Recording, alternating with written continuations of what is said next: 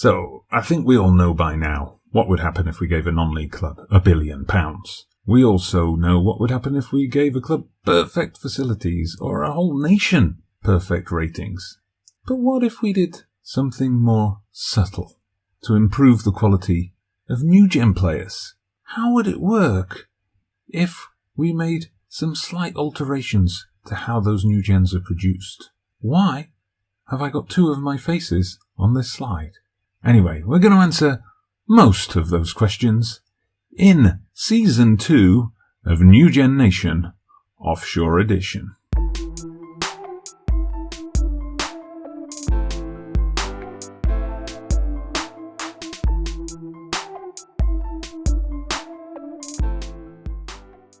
So hello there everybody, welcome back to the channel. Dodgy Gamer here, not with an episode of Andorra and Dora, but with an experiment, my first Football Manager 2020 experiment and a follow-up to the experiment I did in Football Manager 2019. This is Newgen Nation. So how does Newgen Nation work? Well, what we've done here is we've picked a small nation in the world of football. In this case, it's the Cayman Islands, and we have taken 10 of the world's top clubs. If you want to know which 10 clubs, please do go and check out my top 10 youth clubs video. And we've transferred those clubs and all their facilities to the Cayman Islands. I mean, it's possible in real life. So many clubs have offshore accounts. Anyway, why not take the entire club offshore? So Manchester United, Barcelona, Ajax, Feyenoord, Alkmaar, Benfica, Sporting Lisbon, Atalanta, Red Bull Salzburg and Maccabi Tel-Aviv are all now relocated to the Cayman Islands. At the end of each season, when they get their youth intakes, they're going to have youth intakes of Cayman Islanders, I guess that'll do, in their youth teams. So, will these teams with their high-level facilities, their high level of youth training and youth recruitment, will they be able to take and nurture those young players from the Cayman Islands and turn them into world superstars? That's what we're here to find out. Now, of course, for this to be a true experiment and not just a simulation, we need a couple of things in place. We need a hypothesis. We need a question in our minds that's not too general and not too specific and nor too obvious to answer. So the hypothesis is this: if we give the youth talent of 10 of the world's top youth academy clubs to one nation, can it improve that nation's fortunes in world football? My hypothesis is yes. The question we have to ask is, how far can we take them? Can they qualify for a Gold Cup in North America? Can they win a Gold Cup? Can they qualify for the biggest tournament of them all, the World Cup? How far can they go? Can they break into the top 100, into the top 50? We're going to find that out soon. But just before we get into the actual experiment, there's another thing we need for an experiment to be valid, and that is a control group. So what I've done, what I'm just loading up for you now, is I've simulated forward without any of the changes I've just described. I know it's a bit of a weird place to start, but stick with me. So I've simulated with only one change to the default database. In this particular version, I added in a file I found on the Steam Workshop for the Cayman Island leagues. So we're just seeing, with those leagues active and producing their own players, what happens to the Cayman Islands. And you can see up in the corner there, I've holidayed to 2030, July 2030. So we're just going to quickly look up the Cayman Islands and see what's happened to them. Okay, so we see here they're 144th in the world. That's their world ranking from the start of the game. I mean, they start down in, near the 200 mark, 198th here in September 2020. And over the course of 10 years, they've got themselves up to 144th. So steady upward progress. But if we look at their squad, all of their players are based at Cayman Island clubs, couple of free agents, no one with a value above £35,000. And if we look at their record, we see in the most recent Gold Cup 2029, they qualified but finished last in their group. In the North American Nations League, which is held every 4 years, unlike the European version, they've done all right. They've won in their groups, but they haven't actually won the Nations League itself. In the World Cup qualifiers, we see they've never qualified for a World Cup. In fact, the only record we've got here is that they got to a lower seeded group but finished third. Okay, so I'm now back in my actual experiment where these changes have been made. So just to show you, we're at the Manchester United page, we're going into facilities, and we can see Old Trafford is now located in Northside in the Cayman Islands. The Trafford Training Centre also in Northside, the superb youth facilities, the excellent academy, the exceptional youth recruitment, all still there. The same for Ajax, the Amsterdam Arena is now in Bodentown, and their youth stadium is also there, but they've still got their high-level facilities. And just to look at the kind of the wild card of this group of 10 teams, Maccabi Tel-Aviv, I was a bit surprised that they came up as having, excellent in all areas. But we can see they're now in Georgetown. The Bloomfield Stadium has moved to Georgetown, and the training field has moved to Georgetown as well. And of course the same is true for Barcelona, for Feyenoord, for Alkmaar, for Sporting Lisbon, for Benfica, for Salzburg, for Atalanta, but I don't need to show you all of them one by one. So this is an experiment as it runs. I'd like to get some community involvement in this, and there's a couple of ways that you could do that. So having looked at the control group, and we saw that Cayman Islands got up to 144th in the world just with their own domestic league active. And now I kind of talked through the changes. I'm going to show you a few of the players that have come through at the end of seasons 1 and 2. So 2020 youth intake and 2021 youth intake. Just take a look at some of those players. Tell me if you see any potential. Down in the comments below, what's your prediction? What's going to happen to the Cayman Islands here? How high are they going to rise? Are they going to match or exceed the control group? If they're going to exceed, how high are they going to go? Do you expect them to win the Gold Cup? Do you expect them to qualify for the World Cup? What do you think? Let me know down below. The second way you can get involved is to head over to my Discord, links down in the description, where I'm going to be sharing screenshots in advance of recording episodes of players that have come through, players that look like they might have some talent, and you get the opportunity to name a Newgen. So you can pick one you like the look of, just send me a DM in Discord or write it in the Discord thread. Just pick your player and the name you want to give him, and so it shall be. In the Manchester United squad, so we see this is their June 2020 under-18 team. We can see down here at the bottom, actually let's bring them up to the top. We've got a few Cayman Island players that have come through. We've got, 6 or 7 so far. So we've got there a goalkeeper, we've got quite a few attacking midfielders who can play up front as well. We've got a defensive midfielder.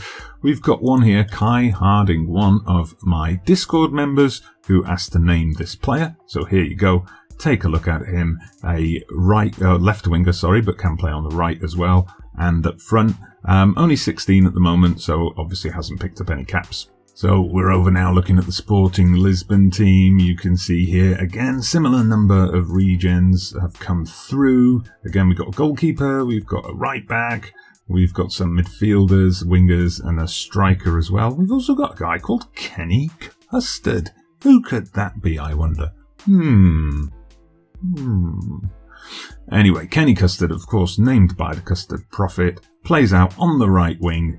Looks like he's got potential to do something. We'll be tracking your career, Mr. Custard. So we're now looking at the Red Bull Salzburg Academy. It may at first seem like it hasn't worked. They're all Austrians, but they just have a massive youth academy as we scroll down past the Austrians, past the Bosnians, past the lone Brazilian, and finally we get to our Cayman Islanders. Not as many as the other teams, but we've got a few of them here, including someone called Pauli Niesa.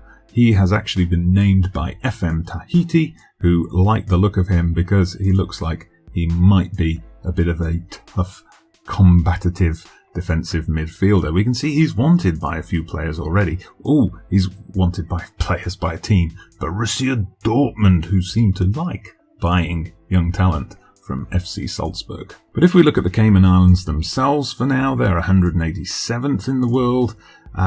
You see some of our players from those clubs are ranked as their top players. We've got one here from Sporting, 3 from Man United. We've got Feyenoord and Barcelona represented as well. Kai Harding is ranked as one of the top players so far. However, when we look at the squad, we see, as of yet, there's just the one Man United player in. And this is an interesting one. You'll notice that Man United player, Paul Woolston, is age 21, is actually a real player. It looks to me like someone, a Caymanese player who is already located in the UK and has transferred to Manchester United.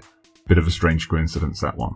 Looking at the under-20s and the under-19s, they haven't played anything yet, so we're going to fast forward one more year to see what other talent has come through and if anybody has made their debut yet.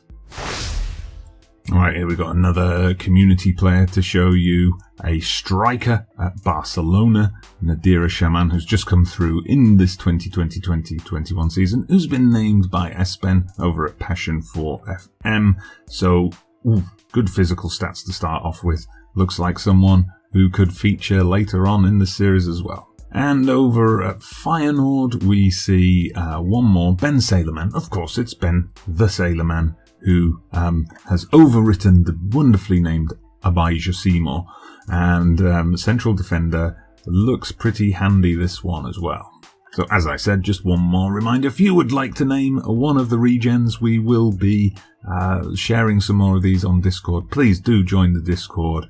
Have a look, browse the gallery. I'll be sharing it over the weekend. This episode will be coming out on a Friday, so if you're watching this on the day of release, join the Discord, have a look over the weekend ahead of me recording the next episode. So we see a little bit of a rise. Cayman Islands have gone up to 179th in the world. Let's have a look if we've got any of our players in the squad yet, and we have. If we just order them by position. So the ones who are listed in orange, I've got them on a short list because I just go through each team after they've offered out contracts that are youth intake and add the players that they've kept on to an ever-expanding shortlist. We see some of them have moved on though, and it is interesting to find. Take this guy for example, Matthew E. Banks. He's at Bodden Town at the moment, which is a Caymanese club. He's got 2 caps, and if we look at his career stats, he was at Atalanta, and then obviously they released him, and he went on a free transfer back home to the Cayman Islands. That was a new feature, I remember Sports Interactive mentioning before the release of Football Manager 2020 that players would be more likely to go to a local club, especially lower level players once they got released. So we see here also Jason Taylor Nelson, similar route from Atlanta to Bodden Town and to the Cayman Islands squads. Bodden Town is a popular place because they've got Neville Rowe, this time from Maccabi Tel-Aviv. And we see Kai Harding is the first of our community players to get capped, 2 caps so far. Well, let's have a look at the results so far. So back in 2019, though this would have been before any of our new gens got involved, Nations League, they stormed through that group, winning every game. So I guess that means in the next Nations League they're going to have been promoted. They did then get into a playoff for the Gold Cup, but were knocked out by Guyana. Then World Cup qualifiers, they were in this lower seeded Group A. I guess the World Cup qualifying in North America has been restructured in light of this massive tournament that's going to take place. Although, of course, no, sorry, this would be for Qatar 2022. So, yes, this is obviously the preliminary round that the smaller Caribbean nations will be involved in. So let's just see how they did in that group. Oh, unlucky. They finished second. Trinidad and Tobago only dropping 2 points, stormed through. So Cayman Islands are going to have to wait until 2026. And just a couple of friendlies so far this year. They've beat St. Martin and Bermuda. One thing I should note, when I did Newgen Nation before in 2019, one thing I neglected to do, which I have addressed this time, was I just ran the database and I only realized too late really that the competitions that the nations, that time I used Qatar and UAE to get the new players, that the competitions they were competing in were not run on full detail. So what I've done on this occasion is I've gone into the preferences and I've set all the competitions that Cayman Islands are going to be involved in. So the North American Nations League, the Gold Cup playoffs, the World Cup qualifying North America. I've set all of those competitions to full detail, the youth competitions as well, right from the early rounds up to the final stages, so our players should get a chance to shine. So I'll just show you my player shortlist before we go. You can see it's quite large. We've got 110 players generated in just 2 seasons from those 10 clubs. So ones who stayed active in the game. You'll see, of course, that some of them have moved on. The highest rated in terms of value so far is Kai Harding on £725,000. Nadira Shaman is also worth more than £500,000. Pauline Niessa, still wanted by clubs, still at Salzburg, now wanted by Chelsea and Manchester City. So, got all the big clubs chasing him. They're obviously after a massively violent defensive midfielder. Andrew Moxham, he's already on the move from Maccabi Tel Aviv, joining Norwich. That's interesting. And we've got down here a player, for example, Luigi Brown. He's wanted by kind of small teams in Holland. The thing to remember with this is that these teams, they do have fantastic youth academies, the teams we're using, but they're not going to constantly churn out generation after generation of wonder kids year on year. What they are going to do is turn out good and very good and sometimes exceptional players, but players who are going to have a high chance of reaching their potential based on the junior coaching they've had. And just to rank our players by caps as well, we see there's a player called Kevin Berry at Sporting who has 6 caps already at the age of 17, a right back. And the wonderfully named Shakur Subaran is the top scorer so far out of our players, 4 goals in 4 caps. He is an Atalanta player currently on loan at Renate, where he scored 1 goal. And that, ladies and gentlemen, is where I think we're going to leave it today. So as I said, please do leave your predictions down in the comments below. Based on what you've seen today, how far do you think the Cayman Islands are going to go? Also, if you do want to name a player, if you want to have a look in a bit more detail at some of these players, even if you don't want to name one, you just want to see a bit more of the player profiles and so on, please do join the Discord. The link's down in the description below. It's easy to sign up. You can get involved in a few more things that are going on the channel as well. Yeah, and I'll share the screenshots there. You get a chance to name a player and have a bit more discussion about what we think is going to happen. Now, in terms of where the save has gone, I have up to 2030, no, maybe 2040 actually. Up to 2040, I've got year by year saves, so we can dip in and dip out at any point. And then after that, I think I've taken it up to 2050 or 2060. I'll have to check, just going in like 5 and 10 year jumps. So what I think we'll do is the next episode, we'll come back a few years into the future. We'll have a look at the next round of the Nations League and the Gold Cup. Obviously we haven't qualified for the 2022 World Cup, and we'll probably come in after the 2026 World Cup and see if Cayman Islands managed to qualify and what they've been doing in the other competitions in the meantime. But thank you very much for watching. Please do hit that like button if you've enjoyed this experiment and you like the concept. Please comment, as I've already said, and subscribe to the channel if you haven't done so already. I'm Dodgy Gamer, and I'll see you after the 2026 World Cup.